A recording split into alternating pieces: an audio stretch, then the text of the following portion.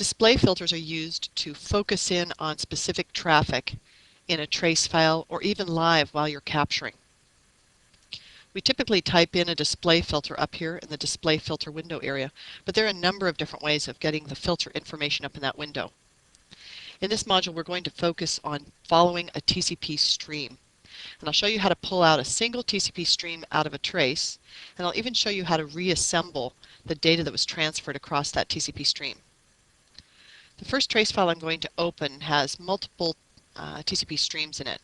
It's called evilprogram.dmp. And this is a workstation that boots up and keeps getting reinfected. It's got some sort of a malware program on it, and it goes and it reinfects itself. As I scroll through this trace, you can see a number of handshake packets up there, all these SYN packets and resets, and SYN and reset. But we get to a point a little further on in the trace where now we have a web browsing session taking place, a very short web browsing session. If we look at the DNS information that leads that, we can see that the client system is going and making a DNS query for updatekeepalive.mcafee.com, and they get back an IP address.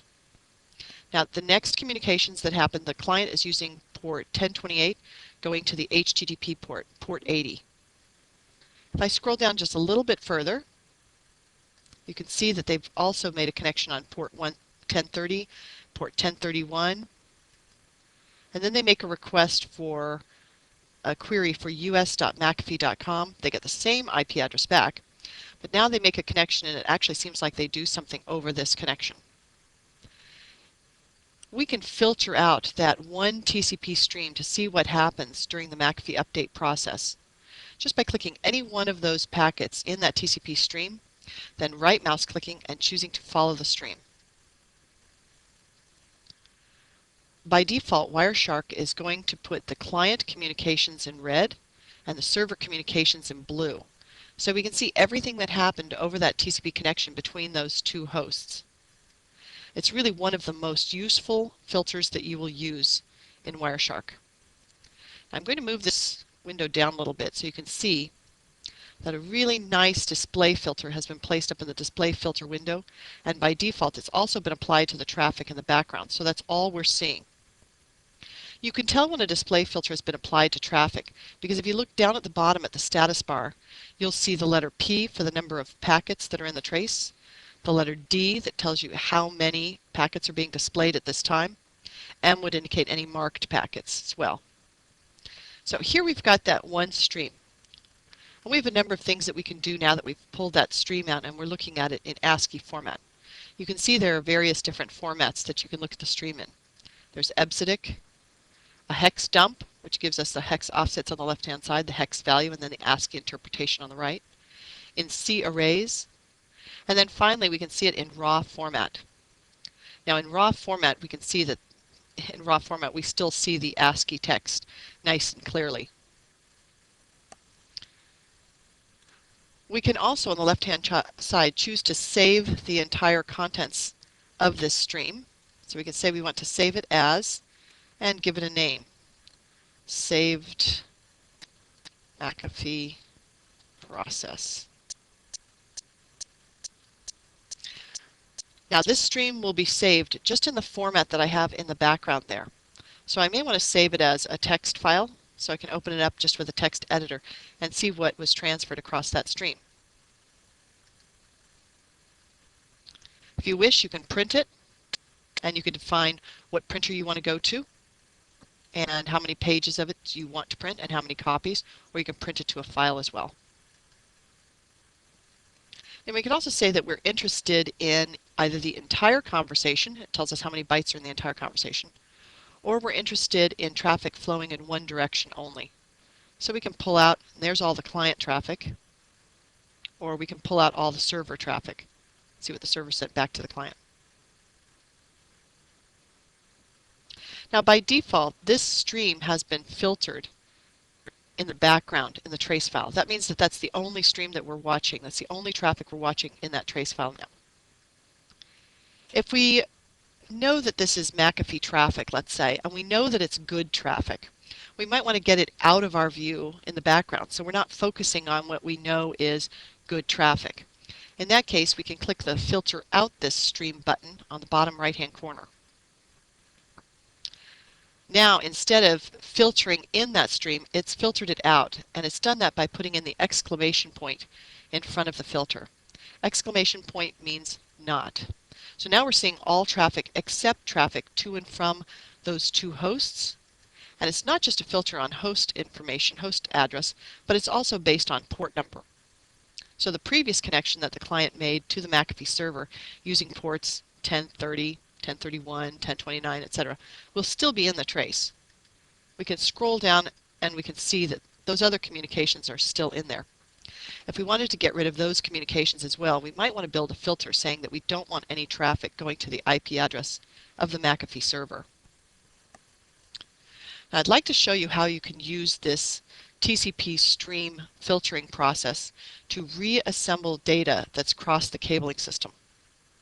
The first thing I'm going to do is clear out that filter, because if I open up another trace file and that filter is still in place, none of the traffic may match that, so I may end up without seeing any valid traffic from my trace, even though I know the traffic is there.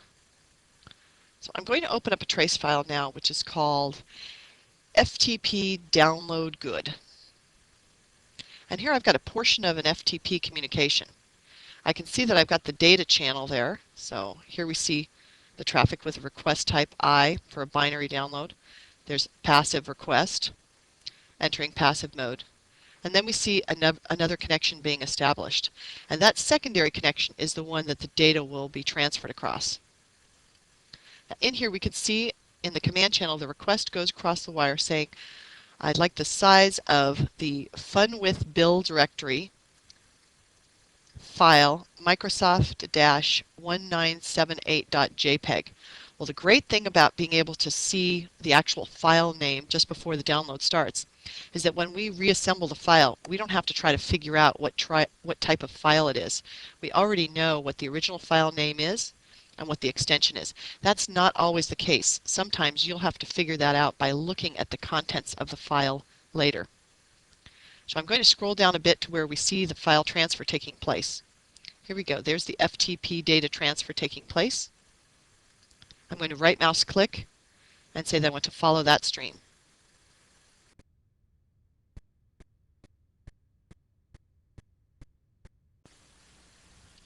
Now here's the file that's been transferred. And we can see we can't really read much about that file. There doesn't seem to be a lot of ASCII text in the file as far as we can tell so far. You should know that up at the front of the file there is a file signature area there that will help us identify the contents of a file. We can see JFIF right there is an indication that this is a JPEG file. Just so you know, when you look at it in hex dump format, there's also this identifier of FFD8, FFE0, which is an indication of a JPEG file. I'm going to now look at this file in raw format. And this is important. If you're going to try to reassemble a file, after you've seen the stream or you've picked up the trace and it has that stream in it and you've pulled it out, if you want to reassemble the file and see it just as the user saw it on their system, you've got to make sure that you select RAW. Even though RAW and ASCII look the same, they're not. You'll find that there's some interpretations and it might corrupt the file to save it in ASCII format. So I'm going to select RAW and I'm going to save this file as, and I'm going to call this ms-1978. I know the extension, 1978, and I know the extension because I saw it in the data channel just before the file download occurred. I'll save this file. Now I'm going to toggle over to my folder and I'm going to open up that file. Here's the folder. There's the saved McAfee process text file that I opened up earlier. And here is this ms-1978.jpg file. And of course we have the icon in the front indicating it's a picture because I put the JPEG extension at the end. Now I'm going to right mouse click and I think I'm going to open this up with Paint. And sure enough, there is the graphic file that was downloaded, which is kind of a humorous graphic file. If you'd like to try this on your own, I have a number of file transfers in a trace file that's called FTP-download good 2. Now here you go. This is the trace file. You'll see that I have the command sequence that occurs right before the download begins. And there are several different downloads in there. Make sure that when you go through and you want to do your reassembly, you want to try this out, make sure that you go through and look ahead of the file download to find out what the extension is so you know how to open that file once you get it on your local system. As I said before, this is one of the most useful filters that you will use in Wireshark, and it's so easy to do. Another thing to keep in mind is that if you spend a lot of your time looking in this bottom right-hand area here, where you've got the ASCII text version of what's being transferred, if you see a lot of that, and it's a TCP/IP communication, stop. Make sure that you right mouse click and say that you want to follow a stream. And it will show you exactly what transferred back and forth between the client and the server. And you don't have to go scrolling through the trace file to do that. It's a lot faster way to work.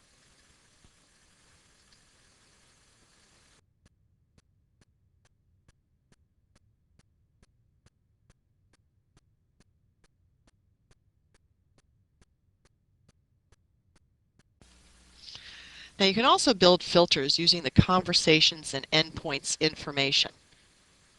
I'm going to open up a trace file called evilprogram.dmp, and that has a lot of different conversations in it. A number of the conversations were unsuccessful, so we see some sins and some resets, but a number of the conversations were successful.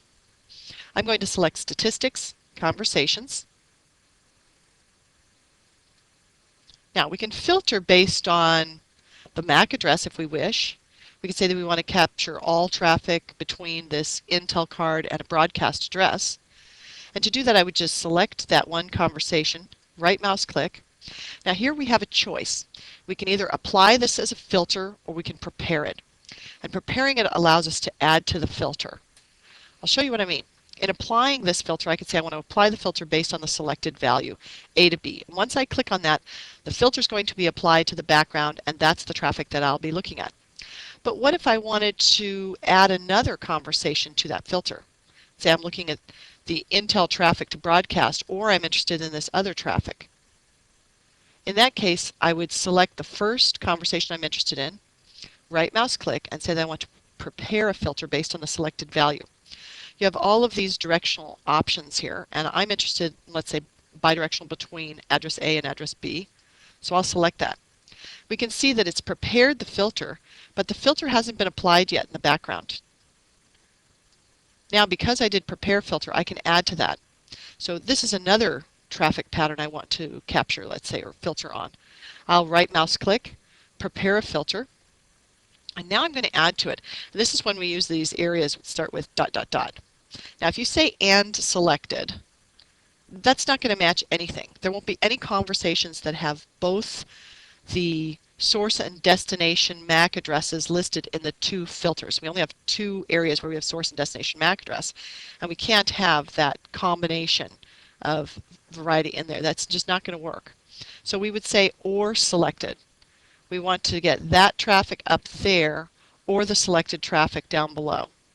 So I'll say prepare filter or selected, and I'll choose bidirectional.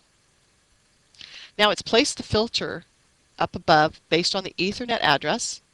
I'm looking for traffic that has an Ethernet address of this first address and an Ethernet address of broadcast. Or I'm looking for any traffic that has this second set of addresses in it. When I'm ready to apply it, I'll click Apply.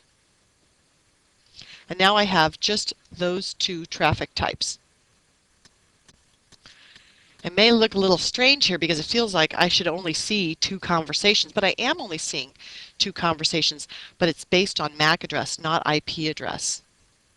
So I'll clear that filter out now, and I'll toggle back over to the conversations window, which is still open in the background. Now I want to go over to the TCP/IP area here. And the TCP/IP tab tells me that there are 90 TCP conversations that it's seen. I'm going to sort based on the byte column and see which communications had the most data crossing them. So here I can see some HTTP communications. Then I have one here that is a strange one. K-pop. Now I know that this client doesn't use K-pop, the application K-pop, but what's happening is that Wireshark is putting in a name, a representative name for a port number, because I have transport name resolution turned on in the preferences area. And we can see this is my client right here, and my client seems to have port 1025 talking to this K-pop port, which doesn't seem normal to me. So I'm going to select that conversation. I'm going to right mouse click and say that I want to apply this as a filter based on the selected value going both directions.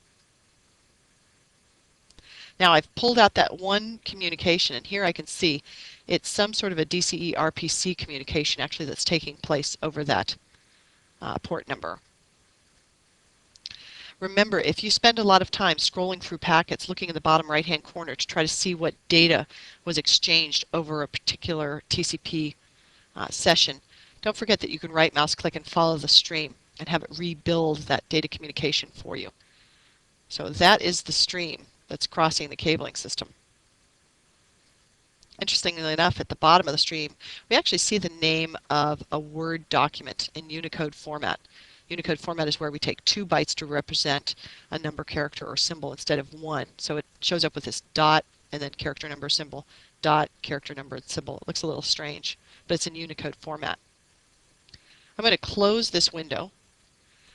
Now, just by going in and looking at the TCP stream like that, I've applied a new filter, but it's the same filter that matches what I just did using conversations under the statistics area.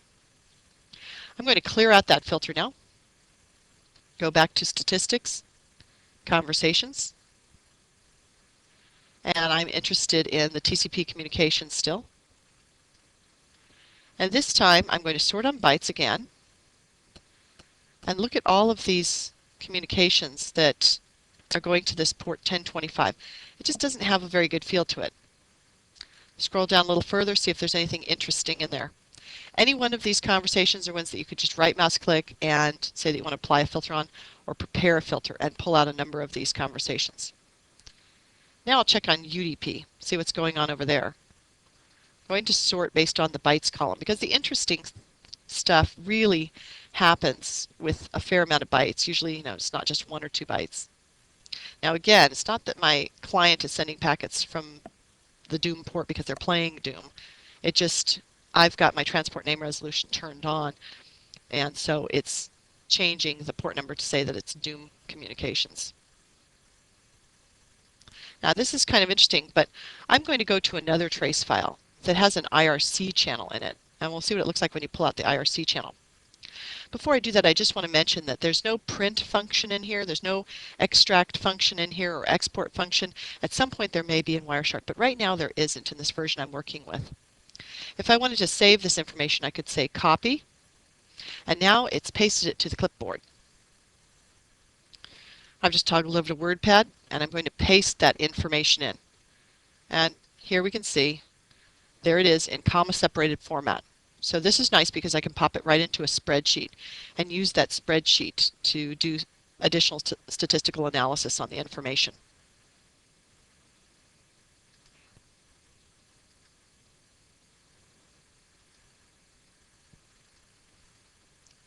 Now at this point I'm going to open up a trace file called client dying. Here we go. This is a system that boots up and lasts about 3 minutes, and then CPU utilization goes to 100%, and then it dies. I'll select Statistics, Commons. I've only got one conversation happening at the MAC layer, but I've got 13 different IP conversations going on, and my client is 172.16.1.10. We can sort again based on the bytes column and see who it's talking to the most based on a byte count. Go over TCP, click on the bytes column again twice, sort it up to the top. Now this is one of the IRC channels right here. This is an IRC channel port. If I scroll down, I can see that they're doing HTTP communications. Oh, look at that. It appears that FTP communication. Now my client does not support the FTP port, so most likely that's somebody coming in and trying to make a handshake to my client on the FTP port, and my client turned around and said, sorry, reset.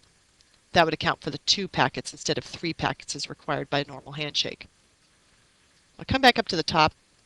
I'm going to pull out this top conversation and apply a filter based on that conversation, going both directions.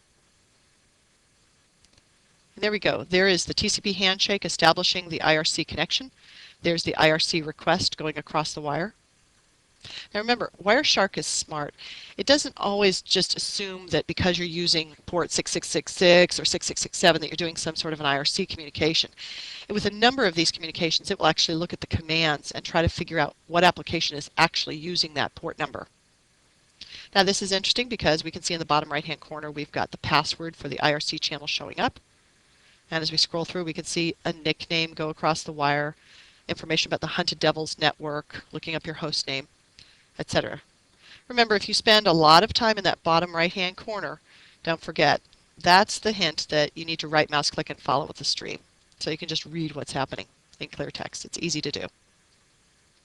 I'm going to clear out this filter.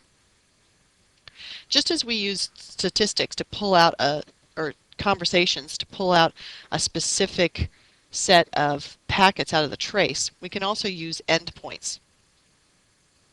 Now remember, the difference between endpoints and conversations is that conversations are pairs of devices communicating, whereas in endpoints we're looking specifically at one host or one device.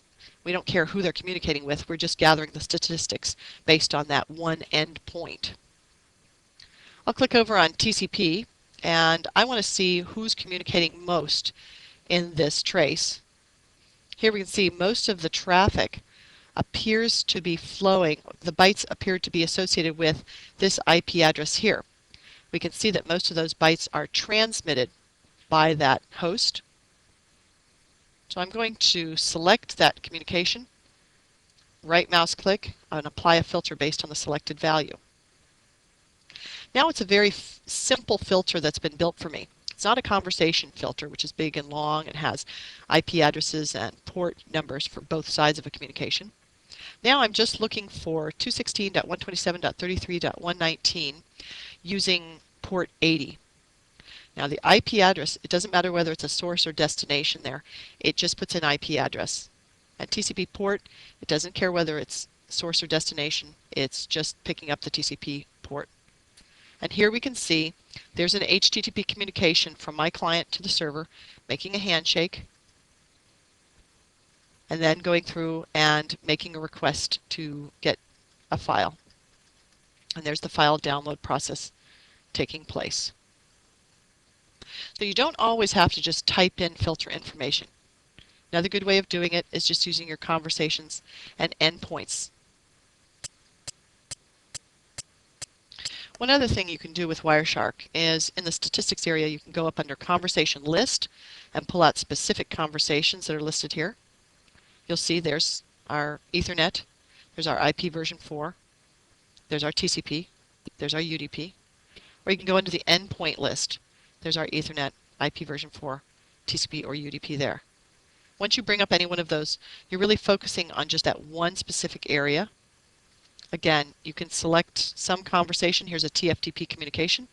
You can right mouse click and say that you want to apply that as a filter based on the selected value. You don't have the option of choosing the direction of traffic though when you select to go that simplified way.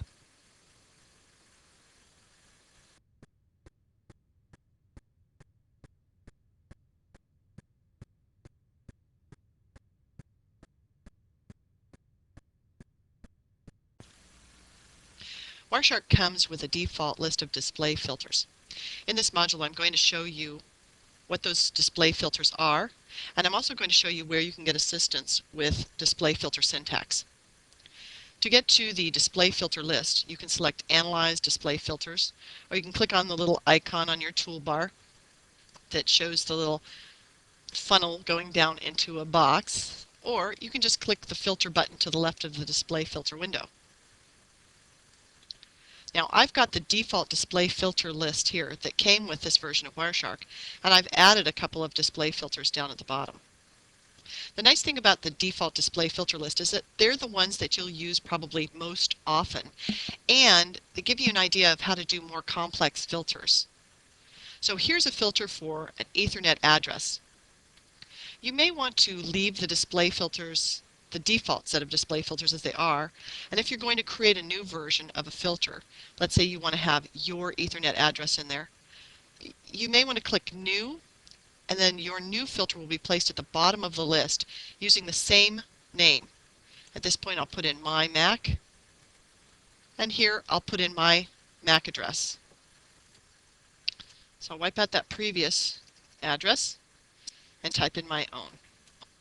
Now, it's also telling you, besides telling you the format, it's telling you the syntax of the string at the beginning, the operand in the middle, and then also it's showing you the syntax of the data on the right-hand side. You'll see that MAC addresses have to go in with colons between each byte. You cannot put in dashes between the bytes. You get an error message from Wireshark. Now, unlike capture filters, display filters have an error checking mechanism, so that if you had a typo here, it would show up with a red background. That's really nice. The good and the bad of that is that it's nice to have an error checking mechanism. It's too bad that we need it and that display filters can get so complex. I like that display filter that I built. It's called My Mac. Scroll back up. Now look at some of the other display filters that are set up in here. There's a filter looking for ARP, and it's based on the ether type field. So here we can see that the filter string is eth.type ==. And again, in a moment I'll show you where you can get a listing of all these different filter strings. An Ethernet broadcast, eth.addr ==, and then ffffff. Now just a note here, when you're putting anything on the right hand side, the hex value there, I could put in uppercase hex. It doesn't matter, but you can never put in uppercase on the left hand side. All of the strings have to be in lowercase always. So you'll see if I change the lowercase e to an uppercase e, it's not going to work. So make sure that always your strings on the left-hand side of the operand there, your strings are always going to be in lowercase. No ARP. We have a not operand, and there are two ways that we can do that. We can do that with the word not, and we can do it with an exclamation point. They both do exactly the same thing. Look how simple some of these filters are. IP only. All we have to do, the filter string is just IP, and that's it. And once you know that, then you get a general idea that if you wanted to build a filter for NCP traffic, the filter string is just NCP. The filter string for IPX, TCP is just TCP, UDP is just UDP, HTTP is just HTTP. The one that does seem to get people confused, though, is bootp. Now, I just clicked on new, and so down at the bottom of my filter I have a new version of the HTTP filter that I was looking at there, and I'm going to change that. Now what I'm doing is I'm looking for DHCP traffic, and the natural thing that people do is they type in DHCP, and you'll see that it shows up in all red. But that's not what the filter string is. The filter string is bootp, because DHCP is derived from bootp. So now I've just added a nice filter in there for bootp traffic. And it'll also cover all my DHCP traffic automatically. Now I'll go back up here and show you some of the more complex filters.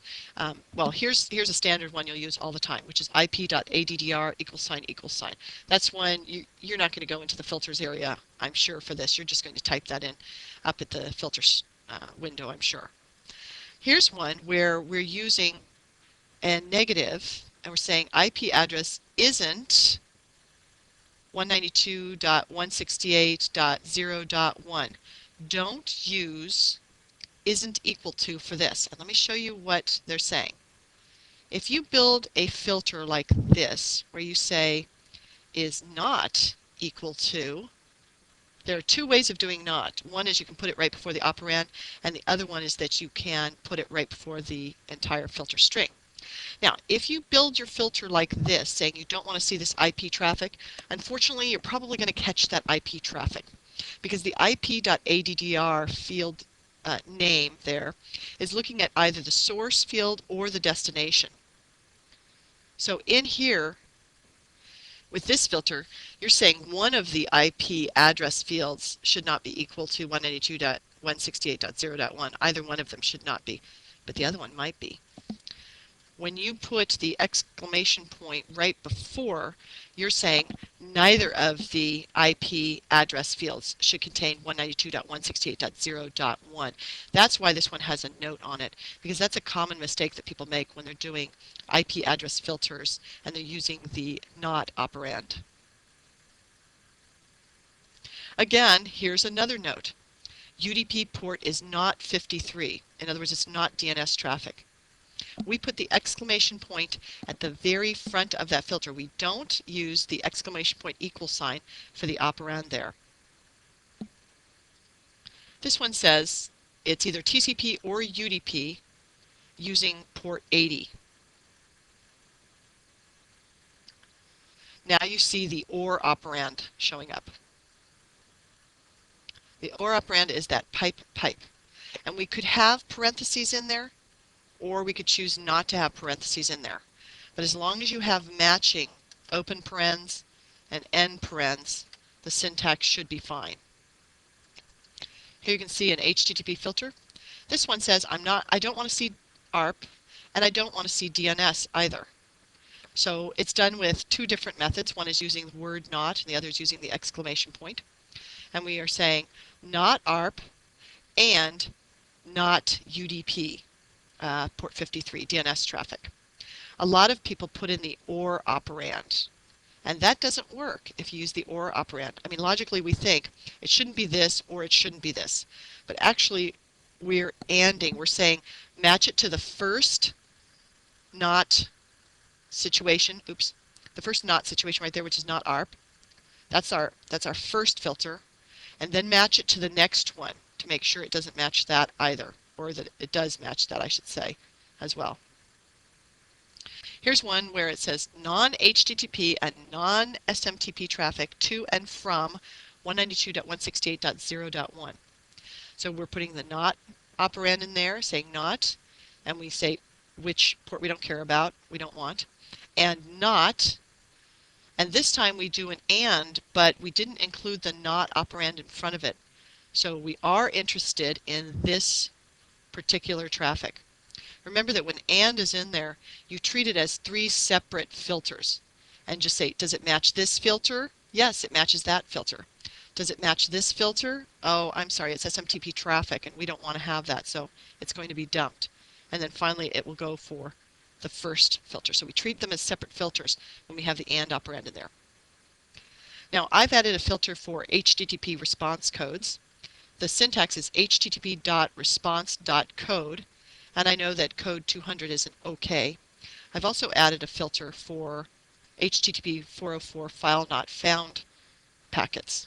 So again, I've used the syntax of http.response.code == 404. Let me show you where you can see the master list of all of these different display syntax names. I'm on the Wireshark homepage, and I'll select Documentation. I'll scroll down, and here we can see the Display Filter Reference area. I'll click on that, and as you scroll down, you will see there's the index line. If you're interested in building filters for, let's say, HTTP traffic, you could click on the letter H, and here are all the protocols that Wireshark has decodes for that start with the letter H. And there's HTTP, Hypertext Transfer Protocol. I'll click on that. Now it takes me to the listing of the field names. So HTTP date, HTTP host, location, notify, connection. I'll scroll down even further. There's our response code right there. HTTP server set cookie. You have all of these different areas, and all of the protocols are broken up this way. We can go to, let's say we want to go to, see what we can do with IP. What kind of filters can we build based on IP? So we'll go into this area and I'll select Internet Protocol, and now we're looking at the Internet Protocol area. So these are all of the IP filters that you can build using display filters. These are all the field names. So there's the one you'll use most often, probably IP.addr and IP.dst and IP flags maybe.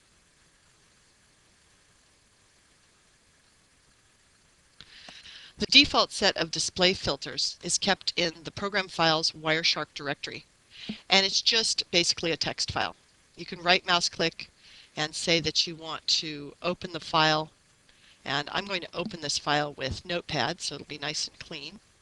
Or no, let's open it up with WordPad. There we go. And you can see there's the default list. Now you'll see that the filters that I added are not in here because those are saved in a different directory. Now close this window down. Now before I take you over to that folder, I've got to go back and save those filters that I created, because until I save those filters, they won't be added to my filter list in my personal directory. So I'm back over in Wireshark now, and the filters that I added were the My Mac filter and the DHCP filter. Now in this version of Wireshark, finally, it's an implied save when you say OK. So I'll click on OK. Now I can go show you the filter file. Your personal filters are saved in the drive where you've installed Wireshark, your documents and settings, WSU developer, application data, and then Wireshark. There we can see the dfilters file. I'll open it up, make sure that I have the My Mac filter and the DHCP filter, and there they are down at the bottom there. One thing you may want to do is try to avoid editing the default display filter set, because you always want to be able to get back to that. If you totally screw up the filters, you always want to be able to come back to this dfilters file here and use that as your default set. You can go ahead and rename your set, but keep your default display filter set pristine at all times.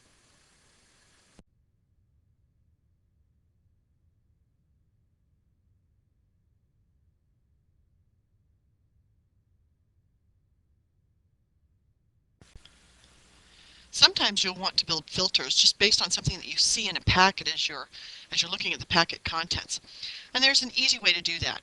Let's say I scroll down to a packet in here. All right, here it's a TFTP packet. Now we know that I can just type in TFTP and just create a filter based on this TFTP traffic. But maybe I'm interested in one specific field inside of this packet.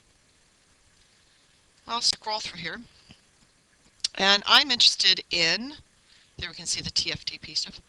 There's the TFTP opcode saying that it's a data packet. I want to filter on all TFTP opcodes indicating that they are data packets. So I can right mouse click. Now we have a choice. We can either immediately apply this as a filter, or we could prepare a filter based on that and add to it. And as you're learning, probably the best thing to do is to prepare a filter. So it goes up in that window and you start learning what the syntax is for those filter names. So we can see this filter would be tftp.opcode =3. In addition, this gives you a chance to edit it later on. So if you want to change it to a different opcode, you can do that. I'll apply this filter to the traffic. And now I've pulled out just the TFTP traffic that has an opcode of 3, indicating that it's a data packet. I'll clear this filter out because I'd like to show you some additional places that you can build filters that are pretty interesting. In the front of every packet you have this frame section here. Now most of the time I leave the frame section collapsed because I don't really pay a lot of attention to the frame up at the top itself, the frame information at the top itself. But there are a couple of interesting areas, such as this delta time since previous packet. We can right mouse click on that line and say prepare a filter based on the selected value. And look what we've got now. We now have a frame filter up there based on time. So right now it says the frame time delta should be equal to this value. Now I can say that I'm interested in any frame time deltas that are greater than 0.1, let's say. Hit enter to apply that. And all of the packets in here should have a delta time greater than 0.1. I'll check that out and make sure it worked by selecting View, Time Display Format, and the seconds since the previous packet. So now my time column is giving me only packets, only the information on packets based on the delta time. So from the end of one packet to the end of the next. And it looks like all of my packets here match that. Just to check it a little further, I only want packets that have a delta time greater than 1. And there we go. Now we've filtered out even farther. Wow, there's some really ugly spots in that trace. How about a delta time greater than 2? There we go. This is one of the best filters that you'll make when you work with Wireshark. Now, just as we use that filter, I'll clear this one out. What if we were looking at, let's say, statistics, the I/O graph? And we looked at the statistics and we said, you know what, I want to know what happened about 90 seconds into the trace. So I'll close out the I/O graph. Now again, I'm going to use some of the information up in the frame section. Just as we selected the time delta from previous packet, there's also a line that says the time reference, since the time reference or the first frame. Now our time reference is set as the time from the end of one packet to the next. So I'm going to change that to the seconds since the beginning of the capture. And instead of scrolling through here to get to about 90 seconds into the trace, I'm going to use this line in the frame area as my seed for building a filter. I'll right mouse click, say that I want to prepare a filter based on the selected value. Frame time relative. Okay, well, I'm going to do a right arrow and put in 90 seconds and hit enter. And now I'm 90 seconds into the trace. Easy way of getting to a specific time inside of a trace file. Now I'm going to show you how you can save these filters so that you don't have to remember the frame time relative stuff. You don't have to look inside the packet, open up the frame area and do that. Once you have a filter up here that you like, you can click the filter button on the left hand side and the filter window will appear. Now by default it puts in the name of your filter as new filter. Up here in the list though, we don't see it. Normally filters will be added to the bottom of this list. It won't be added to the bottom of this list until you click new.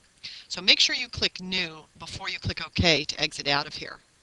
This may be changed in a future version of Wireshark so that it's automatically listed up above. I'm going to give it the name of frame time into trace. Now yes, I have the number 90 in there, but at least if I need to use that at a later time, I can just pull it up and change it however I want to. So I'll say new. Now that filter is added to the bottom of my display filter list. Say OK. Now if I clear out that filter, someday I want to go 90, or let's say 42 seconds into the trace, I can click on my filter list, select my frame time into trace, say OK, and I can go through and just change it to 42 and apply that. I'll scroll back up to the top to see the first packet in there. It looks like the frame time relative to the first time that I had is 56 seconds. Could that be what happened to my 55 seconds, my 54 seconds? I'll clear this out and see that nothing happened between 38 seconds in the trace and 56 seconds in the trace. So that filter did work properly. Another thing you should know is that Wireshark will keep the last 10 filters that you used. So if I want to apply that filter again, I'll just select frame time reference 42 and apply it again. Now I'd like to show you an example of where you can build a filter based on some commands, and it can be really useful. The trace I'm going to open up is called FTP get file. Now you'll notice that when I open it up I don't see any packets at all because I still left that display filter up from the last trace I was looking at. This is really a common mistake. People open up a trace file and there's just nothing there and they feel like the trace file is empty and they just don't happen to see that they have a display filter already set up. So I'll clear the display filter and there's my traffic. Now this is an FTP communication. And in here, I'm highlighting packet number 8, which is the user command going across the wire with the user's name of Fred. Now inside the packet contents in this middle window, I'm going to open up the FTP area and I'm going to expand it all the way. Now I can either click it individually there, or I can right mouse click and say I want to expand the subtree. And we can see that the user command is separated from Fred. So I can right mouse click on the user command and say I want to prepare it as a filter based on the selected value. And there's a really nice filter. Not only that, but if I know some of the other FTP commands, I can replace this data with the other FTP commands. So I know RETR is the command to retrieve a file. I'll hit enter, and there in the whole filter is my retrieve command. I know that CWD is the command to change working directory, and I'll hit enter, and I can see there are 2 CWD commands in that trace. Later in this section, we're going to go through Boolean operands and how we can string together a series of these commands so we can get anybody changing the working directory or the user command or the pass command in an FTP communication. You can also quickly and easily build filters all the way down to the binary level. So I've opened up the TCP header here, and I'm interested in the flags. And I want to know how many of the packets in this entire trace have the push flag set to 1. Now, I could highlight the whole entire flags line and build a filter based on that, but it's looking for a flag setting of having both the push flag set and the ACK bit set. That's how we get the hex value 18. If I'm just interested in packets with the push flag set, I can right mouse click on that one individual flag and prepare a filter based on that flag. And we can see the syntax there, tcp.flags.push =1. And I'll apply that filter. And we can see that a lot of the traffic in here has the push flag set to 1. That means you're not supposed to buffer it on the way out, and you're not supposed to buffer it on the receiving end. I'd like to show you another filter that you could build using existing packet contents. Just as before we were looking at the frame header contents, we were way up at the top of the packet and I opened up the frame area, and we were looking at this delta time since the previous packet. There are a number of other areas in that frame section there that you might want to build a filter on.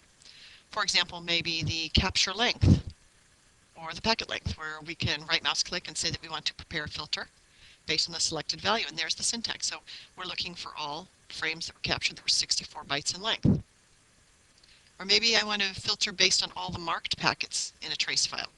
In this case, I'll select frame is marked false, right mouse click, prepare the filter, selected. But now this time I want to change it because I'm looking for packets that are marked. So I'll change the value from 0, which is off, to 1, which is on. In addition, you have the protocol list. These are the protocols that are found in the frame. And if I only want to pull out packets that have an Ethernet header with an IP header with a TCP header, I can right mouse click and say that I want to prepare a filter based on the selected. There we go, that is the syntax. In addition, you can even filter based on a coloring rule. So I've got a coloring rule for TCP traffic. I can right mouse click and prepare a filter based on a coloring rule. frame.coloring_rule.name =TCP. Besides the frame area, which has these special fields in it, you might also find that the TCP header has special fields in it. For example, here I have a TCP header, and you'll see the sequence and acknowledgement analysis area here. I'll open that up. Now, these are not fields in the frame. This is information that Wireshark has analyzed and displayed based on that frame. So here we see one that says the round trip to ACK the segment was, and it tells you what the time is. We can right mouse click on that and say that we want to prepare a filter based on that selected value. And here we can see the tcp.analysis.ACK_round-trip-time equals a certain amount. If we want to, we can find the big delays in a trace by saying we're looking for anything greater than, let's say, 0.05. And there we go. Only the packets that have data sent out and the acknowledgement came back greater than 0.05 seconds later will be shown in our trace file. This one is one of those filters that I absolutely love, so I would highly recommend that if you build one of these filters, you save it to your filter list because it's going to be one that you'll use over and over again. This is my ACK round trip time greater than filter. I'll click on New to make sure that it shows up in the listing up above, and now I can click OK, and that's been saved. Spending the time to learn how to build really strong display filters is never a waste of time. Make sure that as you go through and you build those display filters that you always save the ones that you really like.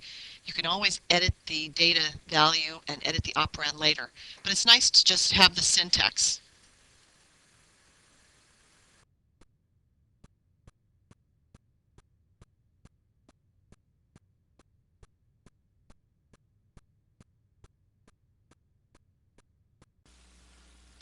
Building a filter that looks for specific data down in the payload can be a little bit tricky. Sometimes you're better off just using the find command. I'll start by using a file called ftp-get file as an example. Now, if I use the find command and I say I'm looking for the value SYS, I can say I'm looking for that value in uppercase or lowercase by not selecting case sensitive, and I'm looking for a string value. Say I want to find that packet, and there we go. I found the packet. It's packet number 21. I'll hit Control N to see if there's another instance, and it finds it again in packet number 24.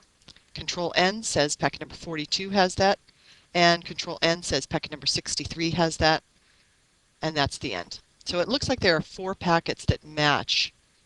Now the problem with doing a data filter is that Wireshark sees what we would consider a data a lot of times as something that's linked to a protocol.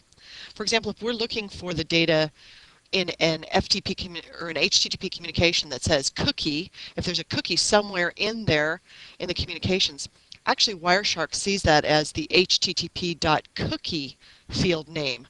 You can't just search for data containing the word cookie, even though we may think it's data, because the HTTP session has been established and it's not a command. Now, here's how you can tell what Wireshark considers a data packet or a packet containing data. I'll just type in data and hit enter. Now all of these packets right here contain what Wireshark considers as data. It's information that's not being associated with a specific protocol. It's considered just plain old payload that Wireshark can't decode any further. Now I'll clear out this filter and I'll create a data contains filter. So I'll say data contains, and I'm looking for the value SYS, and it's got to be correct as far as uppercase, lowercase when we build our filter. I'll apply this to the trace, and only 2 packets came out as containing SYS in them. We can look inside of those packets. Let me bring this up just a little bit. There we go. And there, this one has got SYS down here where it says system. And let me look at the other one. Okay, that's pretty obvious right there, SYS. But when we were doing the find command, we found 4 packets that matched the SYS data content, didn't we? So let's see what happened. I'll clear out this filter, go to the top of the trace file. Now I'm going to do a Control F just to show you there's my find screen. I'll select find. Now there's packet 21, and that's what our filter caught. I'll do a Control N to see the next instance, and that's another packet that our filter caught. I'll hit Control N again, but now this is a packet that our filter did not catch, but we can see that it has SYS in it right here. Why didn't it catch that? Well, because it's not part of the data. If we look in the middle window right there and we click on the data field, we can see that there are 3 bytes of data. What follows the data is padding. And because of that, Wireshark said, hey, wait a minute, this is not data that contains SYS. We didn't tell it to look through the padding to look for SYS. So that's why it can be a little bit tricky. Let me show you another instance where it might be kind of weird. I'll open up an HTTP communication. This is one where I was going out to ESPN.com. Now, just as I said before, Wireshark doesn't consider everything as data that we would consider as data. It might consider it somehow linked to a protocol. So the first thing I'll do is I'll just even check to see whether a data contains filter would work, and I'll hit enter. Okay, it does look like we have some packets where data contains would work. Go ahead and bring this window down. I'll go ahead and bring this window down, and yes, it needs to refresh itself. There we go.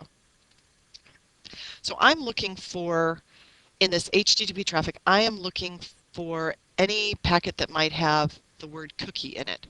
Because we know when we do these HTTP communications, a lot of times we'll see the word cookie that's being sent up from our client or that's being sent down from the other side, the server that we're communicating with. So we want to know if the word cookie appears anywhere in that payload. So up in the filter area, I'll type data contains. Now I know that cookie is usually capitalized at the beginning, so I'll put a capital C at the beginning, hit enter, and no packets match our filter. I'm pretty sure though in that HTTP communication there's a cookie going back and forth one way or the other. So I'll select clear. Now I'm going to use my find command and just see if I can find it that way. There we go. Packet number 21 here has the word cookie inside of it. So as I scroll down, there it is, cookie, right there. But Wireshark didn't get it because if we look at that packet, we see TCP, the TCP header, segment data, and although it sits in the data portion down here, there's our word cookie. Wireshark has a syntax name specifically for HTTP cookies. HTTP cookie, and that's it. And hit enter, and now it will find all of the packets that have an HTTP cookie in it. So you have to be careful that when you're looking for something, it's not already a syntax or a name value that Wireshark recognizes. Let me take you to another example. First, I'll clear out this filter. I'll open up a file, and this file I'm going to open up is called client dying. Now I know there's an IRC channel in here, and I'm going to type IRC just to pull out that IRC channel. When I look down in this portion of the packet, I can see that in packet number, there we go, packet number 140, we have the word host name in there. Now I would like to know if I can use any sort of a data command or a data syntax to find that. So can I do data contains and then put in host name? I can tell you right now, the first thing we have to do is type data and hit enter. And we can see right then and there, our data filter syntax is not going to work. And you saw as I was typing it in, it was red. I mean, there's nothing that Wireshark considers as data in that whole entire trace file. And because of that, that must mean that there's some sort of a field that we have to use or a value that we have to use in the filter area instead of data. And sure enough, it's irc.response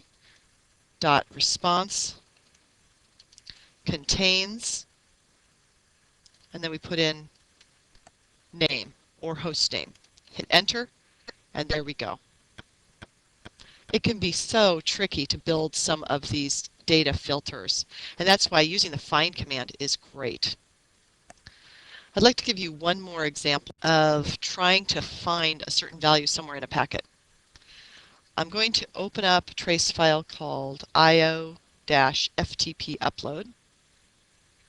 Now this is an FTP communication where somebody's copying a PDF file up to a server. Now I would like to find the signature of the PDF file crossing the wire. Now as I mentioned in previous sections, all file types have some sort of a signature. Usually right at the beginning of the file you'll find a signature that identifies what type of a file it is. If it's an executable, it will be a capital M, capital Z, capital M as in Mary, capital Z as in zebra. Well, let's take a look at what the signature is for a PDF file. I'm in just a test directory where I have a PDF file called sharks.pdf. I'm going to, on my system, right mouse click, and I'm going to open it up with a tool called Filealyzer. Now basically all I'm going to do is look at a hex dump of that file. So you can use any tool out there that you use to view hex dumps.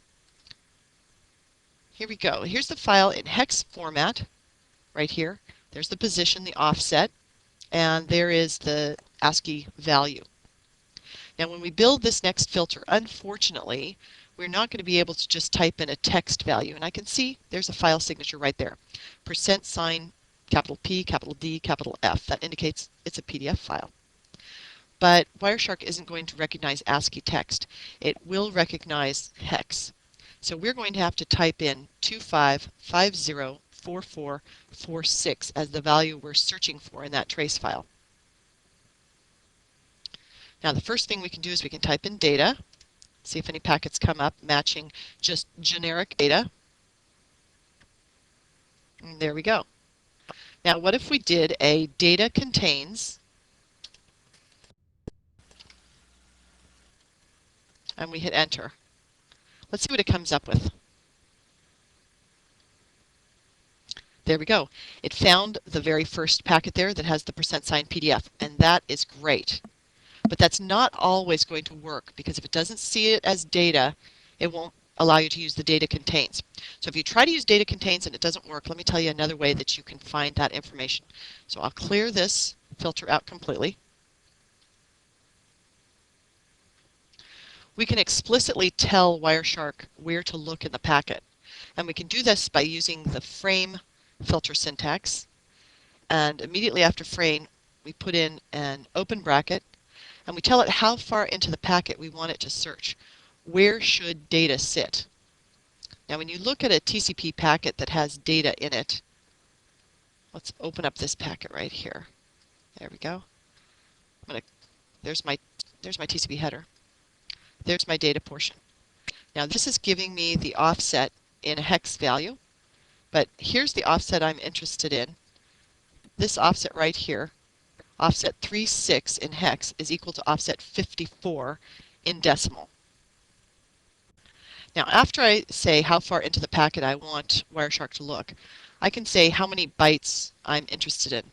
I want to look for the next 4 bytes, and the value I'm interested in is 25:50:44:46. That's the hex equivalent of %, capital P, capital D, capital F. And I'll hit enter. And we'll see if it catches that one packet. And there we go. It worked. It caught that one packet. You have to be very careful there, because if you're off by 1 byte, if I said look at offset 55 from the start of the frame, then it's going to start at the 55th byte in and look for 25504444F, and it won't find it that way. So that's one of the more complex ways of finding data inside of a packet. Again, if you're looking for data values and data doesn't work, or Wireshark doesn't see that there's any data in a trace file, try using the find command to see if you can catch those packets.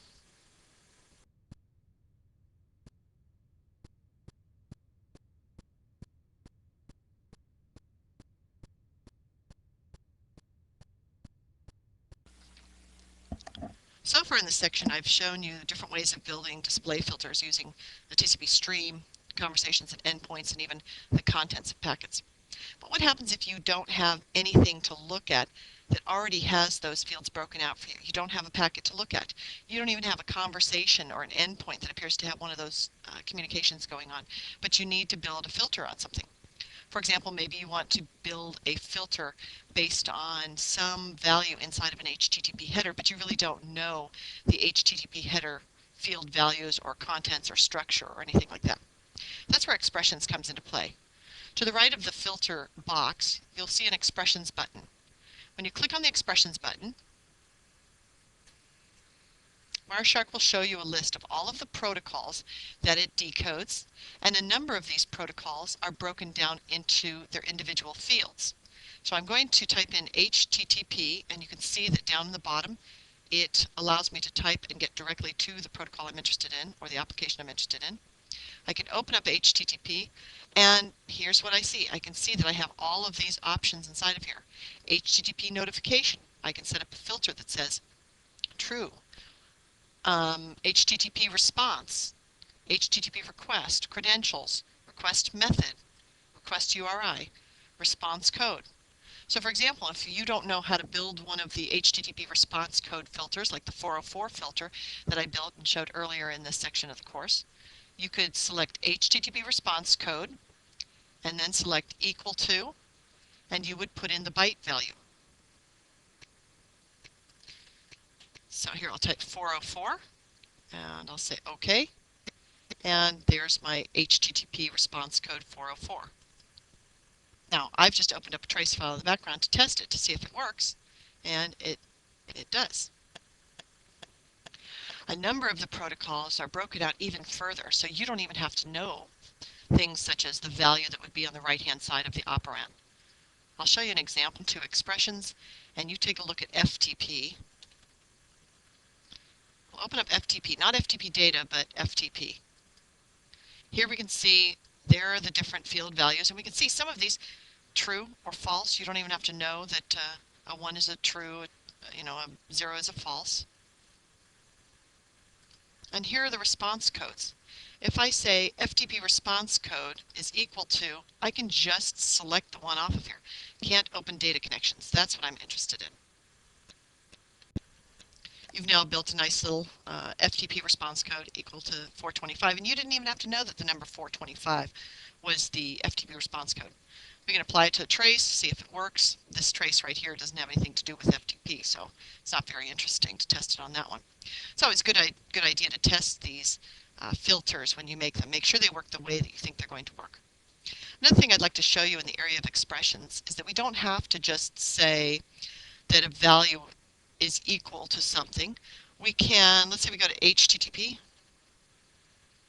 You'll see that just by selecting HTTP, the default relation up here is present. So if we just say OK right now, we'll have made an HTTP filter just using the letters HTTP.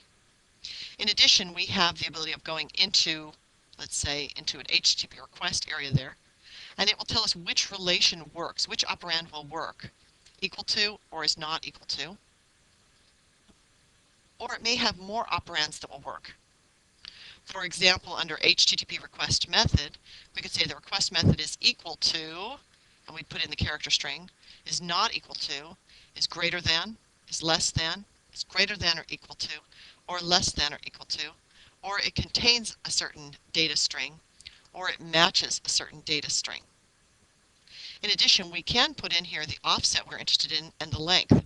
So when we were doing, in the last module, that search for %sign PDF, we could put in there that we're looking for offset 54 and the length of 4. There's one of the field names that people don't really pay enough attention to, and I love it. I use it all the time, and that is frame. So I'm just typing in frame. It takes me down to that location. I'll open that up and show you what's available inside of there. There you go. The frame arrival time. This is where, in a previous module, you saw me saying the frame arrival time is greater than 90 seconds into the trace. The frame timestamp, arrival timestamp invalid. The delta from the previous packet. The frame time relative value. The frame number. The packet length or the capture length. And the difference between those two is that the packet length may be one thing, but if you were slicing packets to be shorter, the capture length would be shorter. The point-to-point direction. Link number, file offset, etc. So there are so many things that you can do in this area. When there's a protocol that you see over and over again on the cabling system, and you really want to learn to work Wireshark as efficiently as possible, go in and check out the filter expressions that are available for that particular protocol, or application even. So I'm looking at TCP right now, and there's the syntax for the TCP source port, destination port. This is the syntax I would use if I wanted source or destination port. So I could type in tcp.port =80, or maybe I want to use TCP port greater than 80 but less than 110. The next section we'll go through is Boolean operands, or looking for a specific sequence number, a header length, flags, the window size value. These are also all things that you might think about when you're building your advanced I/O graphs. I want to give you one warning, though, about working in expressions, and this can be a real hassle. Let's say I want to build a display filter looking for TCP source port. Let's do greater than, looking for 80. That looks pretty good. I'm happy with that. I'll go ahead and apply this.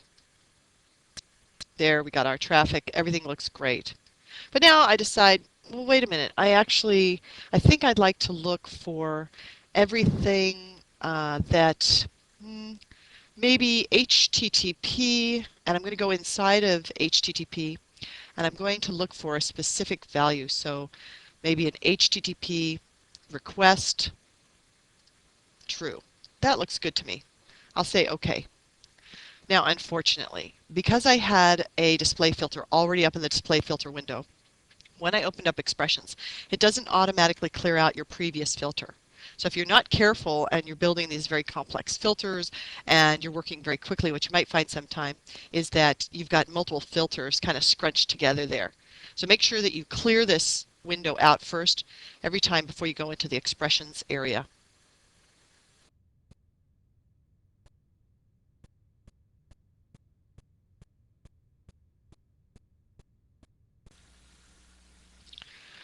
Wireshark supports several logical operators that will allow you to string together different filters.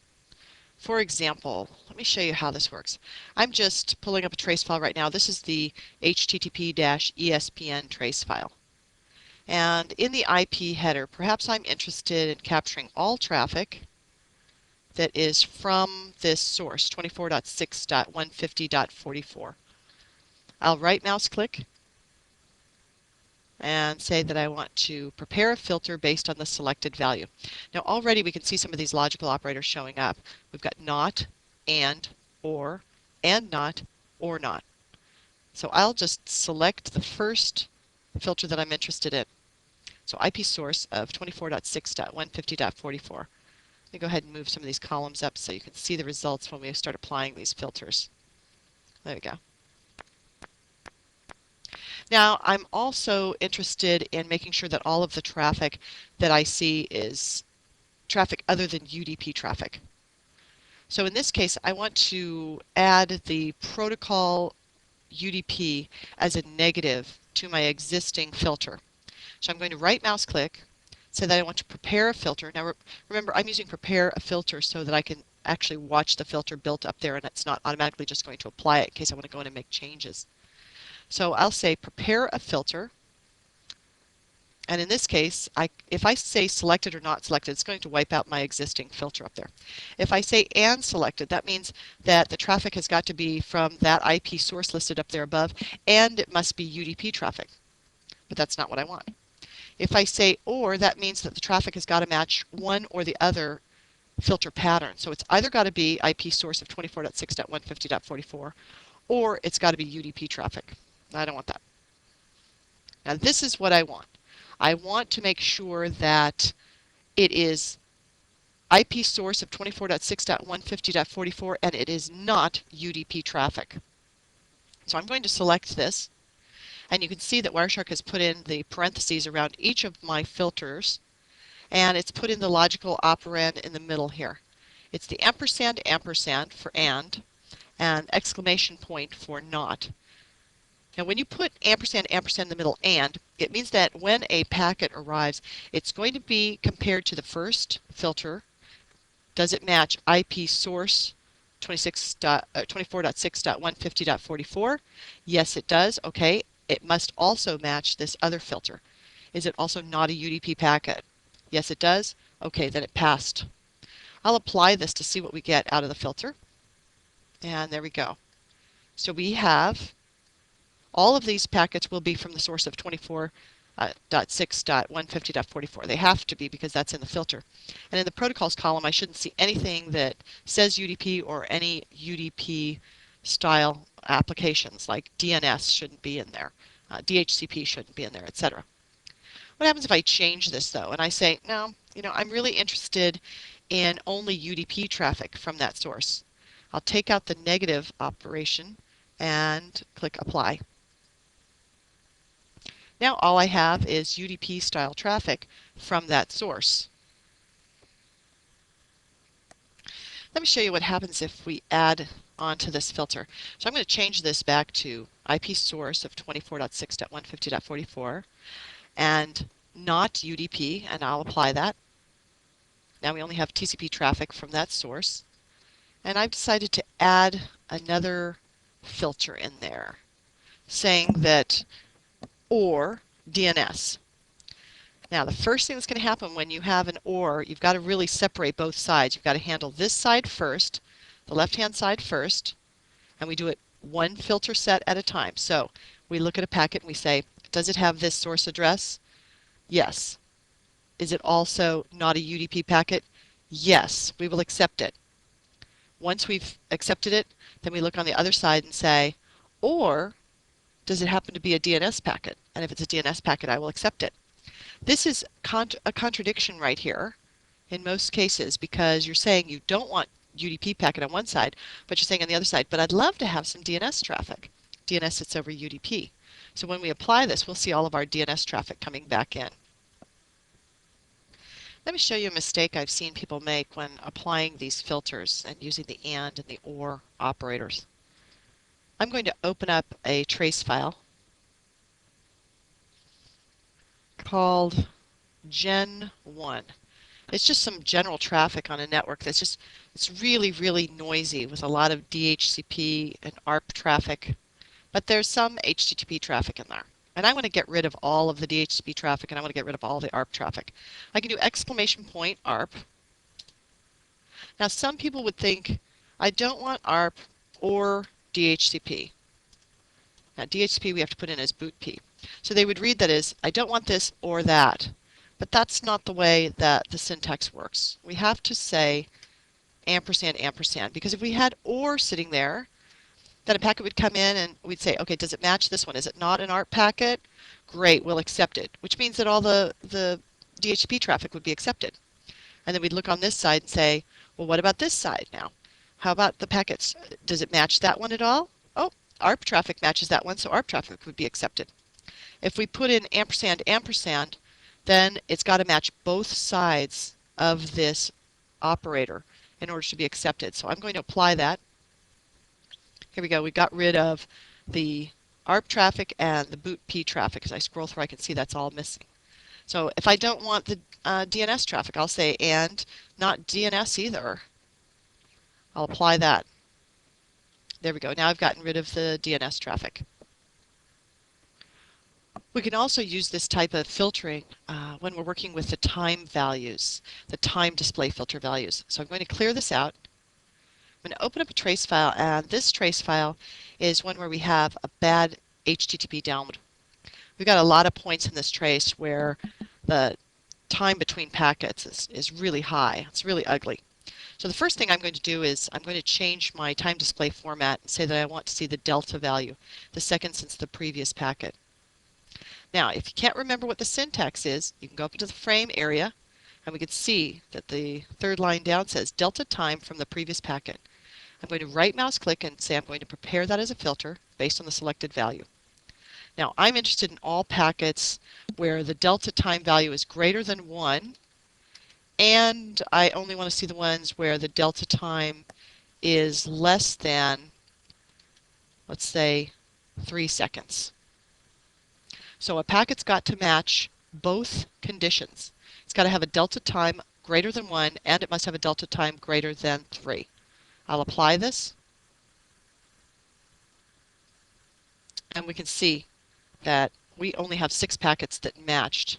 Now if we change this, let's make sure this works all right. I'll change it to delta time less than 5.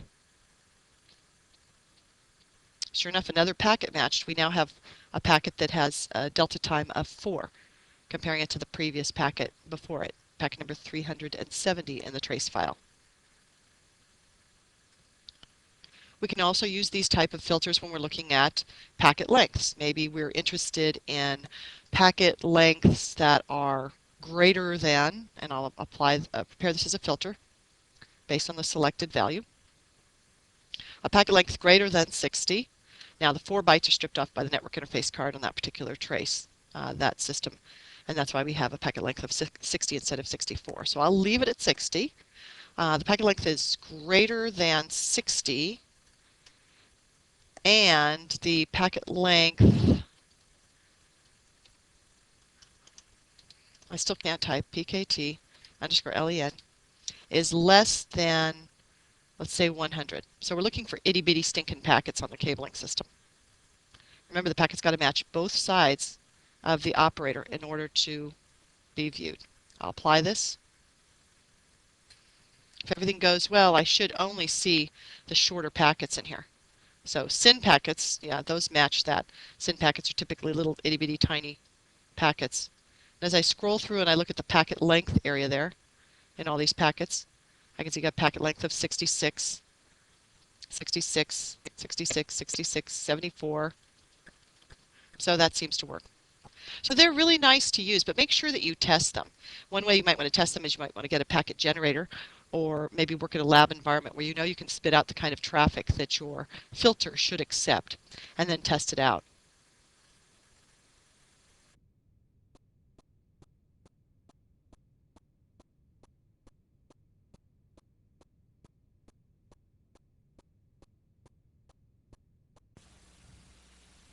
I have my favorite set of filters, my top 10 filters that I use. And instead of typing them into this filter display box here, I'm going to open up the filter display window and I'm going to create these filters as brand new filters so that this Wireshark system will be ready to go with all of my favorite filters. Now I'm going to click New 10 times. Actually, I'm going to click 11 times because there is one extra filter that I'm going to give you that I really like. So these are all my new filters and nothing is defined on them yet. The first one is a filter looking for somebody's traffic based on their IP address. There's no source or destination information in there. I just want to find traffic based on someone's address very quickly. So I'm just going to put a placeholder in there of 1.1.1.1. The next filter would be a MAC filter, basically looking for traffic based on somebody's MAC address. And again, I don't care about source or destination. I just want this MAC address found in either the source or destination MAC address field. So the syntax is eth.addr =, and I'll put in my placeholders here so it will at least go green. There we go. You got to remember on those MAC address filters, by the way, that the bytes are separated by colons, not by dashes. Now the next one is my ICMP filter. I love ICMP. Live it, eat it, breathe it, absolutely love it. I can learn so much about a network based on ICMP traffic. Remember that you can't use capital letters in those filter string, the beginning of the filter string. You can do that in a hex area, but you can't do it inside the filter string. So here we go. Now the next filter that I like is one that is called MyMac, and you saw me build that earlier in this training section. So eth.addr =, and now I've got to put in my MAC address. And my MAC address is 00:16:36:A9:08:20. And as I mentioned before, now this is one of those areas where you can use capital letter. It doesn't matter. It's just hex. Now this is why I like to build a filter for my own traffic. If I'm testing an application, or I'm having any problems at all, I want to catch my own traffic. In the case of testing an application, I'll bring an application on a lab machine, bring up Wireshark, start filtering on my own traffic, and then run that application. And now I can go back and look at the trace and learn how that application starts up, how it communicates across the wire, what its dependencies are, what type of typical round-trip times I'm getting when I communicate, and that's those kinds of things. Also, if I'm out traveling and I'm on the road and I'm at hotel networks, and typically hotel networks are terrible networks, typically what I will do is I'll connect in and find out that the performance is awful. So I want to find out why. Now I am the victim. Now I'm the end user that's having the problems. So I'll capture my own traffic. Now I can relate to a user that says, I went to this page and it just didn't load. It was terrible. Well, I've got a trace that shows me what that looks like on the cabling system, and I have the experience that tells me what that feels like when you go through it. Now the next filter that I'll build is based on this filter, based on the MyMac filter. So I'll just click New here. There's the one that I've created. Now this one is called a Not MyMac filter. And the only thing I'm going to change in this filter is I'll put the exclamation point in front of it. Now it will capture all traffic except traffic to or from my hardware address. And I use this when I go to customer sites and maybe I'm capturing traffic off of the network, but I might want to go web browsing and start doing some research. I don't want my traffic to be caught in the trace file. So I'll by default place the Not My Mac filter on my system as I start working at a client site. I'm going to get rid of one of these because I put in an extra one earlier. The next one is a filter that really should be built into Wireshark, but it's not. And it's the DHCP filter. And we do not type DHCP to create a DHCP filter. We type bootp because it's a derivative of bootp. The next filter I like to do deals with time. I like to see the delta time between packets. So I'll type in frame delta underscore time. And I usually don't look for a specific delta time. I look for a delta time greater than some value. Now remember, if you see this area, the filter string area, and it's in red, something is wrong. And certainly this is not the syntax for delta time. The delta time should be frame.time underscore delta. There we go. It's greater than 1. The next one that I like is a filter that looks for traffic to and from a specific TCP port, but it's bidirectional, which means I'm not putting in TCP source port or TCP destination port. I'm just saying I'm looking for traffic to or from this port, whatever it is. And I'll put in a placeholder in there. I'll put 0 as a placeholder because I can always replace that. The next one is the same kind of thing, but it's for UDP traffic.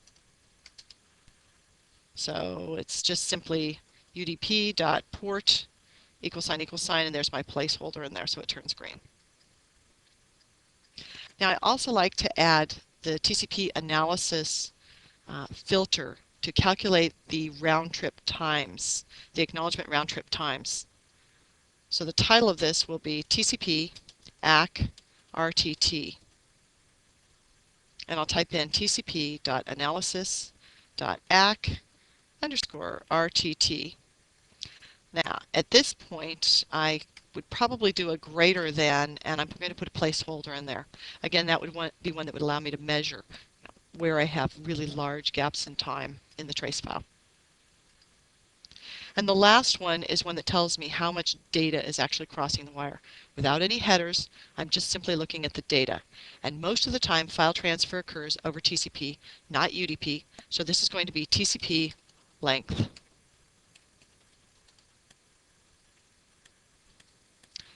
And there we go. Now I can say that I'm looking for TCP length above a certain value. I could even combine it and say TCP.len less than 100. Oops, I have to put in my operand. TCP len less than 100, something like that. And let me change 1 to 100. Let's do it greater than 1, but less than 100. That looks a little bit better. And there you go. So these are some of my very favorite display filters that I use all the time. And I'm sure you'll come up with additional ones that you like. Most likely, and I hope, you're not going to sit on your Wireshark system and type all those in as I just did and then have to go to a new machine and type them in again and again and again and again. Remember that once you create these display filters and you apply them and you say OK, they're going to be saved with your display filter set. In the next section, I just briefly want to take you into there and show you how you can copy display filters from your display filter set to someone else's without replacing all of their filters.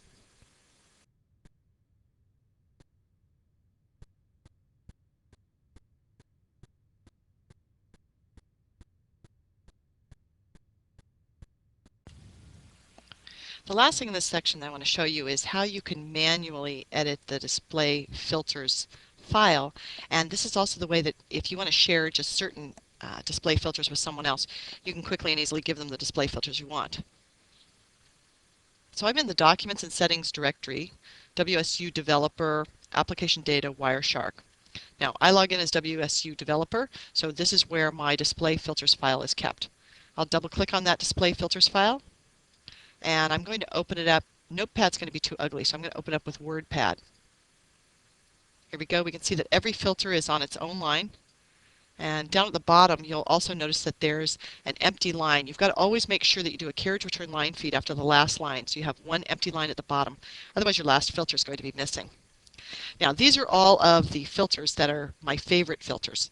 This last set here, starting with ip.addr, and going down to my not my Mac filter, excuse me.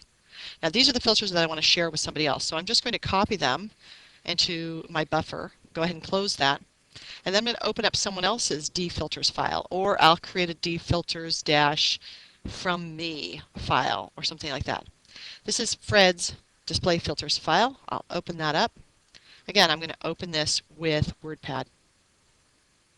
Now I'm in here, I'm on the last blank line, and I'm going to paste in my filters. No matter what, I always have to make sure I have one blank line at the end, because if the file is like this, it's going to clip off and you're not going to see he's not going to see your not my Mac filter. So always remember to hit enter at the last line. This is also an easy way to make additional filters. So you could say, oh, I want to make some TCP port filters. I'm going to put in a bunch of these, and we'll say TCP port 21. This will be TCP port 110. This will be TCP port 25. SMTP filters. This is TCP port 6881. This is TCP port 6340, 6346. That's actually Nutella. That's why I was being specific there. And of course, yes, we could just type FTP, but I'm just showing you here what it would take to build these. All you have to do is go and just manually edit them, and when you bring up Wireshark and this is the filter set you're using, you'll see all those filters in it. Again, I did check to make sure I had a carriage return line feed at the end of that. I'll go ahead and close that window down, say that I want to save them. Yes. I'm just quickly going to try to do the same thing and test it for you, and I'm opening my filter set. I have Wireshark running in the background. So I'm going to go at the very top of this whole entire filter set, and I'm going to copy this Ethernet address filter set. I'm going to paste another one on top of there, and I just want to show you that it shows up. So 99999999. Oops. 9. There we go. I can't possibly type that twice, so I'm going to have to cut and paste this into the description area. There we go. Once again, I'll check. Bottom of the filter has a blank line. Great. File. Save. Now I'm going to toggle over to Wireshark. Now, as I mentioned before, I had Wireshark running in the background, and I restarted Wireshark so it could bring up the new display filters file. That's the downside of manually editing the display filters file. Now when I click display filters, there it is. There's my Ethernet address of 9999999999, which is garbage, and I'm going to want to delete that. So it's pretty easy to share filters. You can just do it, simply through, WordPad. Just manually go in, type them in, cut and paste them, whatever you want to do to share them quickly.